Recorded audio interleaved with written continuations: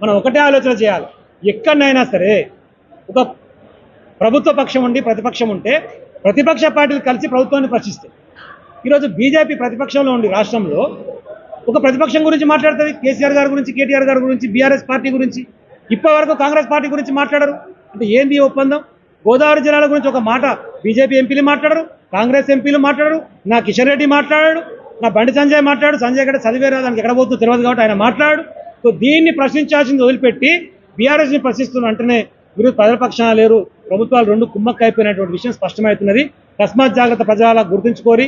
దొంగతనంగా గోదావరి జిల్లాను ఎవరు తరలించకపోయినా ప్రశ్నిద్దాం. రేపు వచ్చే స్థానిక సంస్థల ఎన్నికలలో బీఆర్ఎస్ పార్టీకి పట్టం కట్టి మీరు ప్రశ్నించే పద్ధతిని ఎవరైతే ఉన్నారో ముందుకు సాగుతున్నారో వారికి మద్దతుగా నిలబడండి అని చెప్పేసి తెలియజేస్తా ఉన్నాం. జై తెలంగాణ, జై కేసీఆర్. మనం ఒకటే ఆలోచన చేయాలి. ఎక్కడైనా సరే ఒక ప్రభుత్వ పక్షం ఉండి ప్రతిపక్షం ఉంటే ప్రతిపక్ష పార్టీలు కలిసి ప్రభుత్వాన్ని ప్రశ్నిస్తాయి. ఈరోజు బీజేపీ ప్రతిపక్షంలో ఉండి రాష్ట్రంలో ఒక ప్రతిపక్షం గురించి మాట్లాడుతుంది. కేసీఆర్ గారి గురించి, కేటీఆర్ గారి గురించి, బీఆర్ఎస్ పార్టీ గురించి. ఇప్పటి వరకు కాంగ్రెస్ పార్టీ గురించి మాట్లాడరు. అంటే ఏంది ఈ ఒప్పందం? గోదావరి జిల్లాల గురించి ఒక మాట బీజేపీ ఎంపీలు మాట్లాడరు, కాంగ్రెస్ ఎంపీలు మాట్లాడరు, నా కిషన్ రెడ్డి మాట్లాడాడు, నా బండి సంజయ్ మాట్లాడు. సంజయ్ గడ్డ చదివేరా, దానికి ఎక్కడ పోతుందో తెలియదు కాబట్టి ఆయన మాట్లాడు.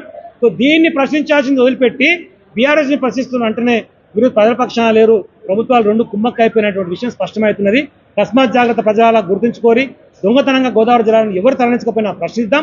రేపు వచ్చే స్థానిక సంస్థల ఎన్నికలలో బీఆర్ఎస్ పార్టీకి పట్టం కట్టి మీరు ప్రశ్నించే పద్ధతిని ఎవరైతే ఉన్నారో ముందుకు సాగుతున్నారో వారికి మద్దతుగా నిలబడండి అని చెప్పేసి తెలియజేస్తా ఉన్నాం. జై తెలంగాణ, జై కేసీఆర్.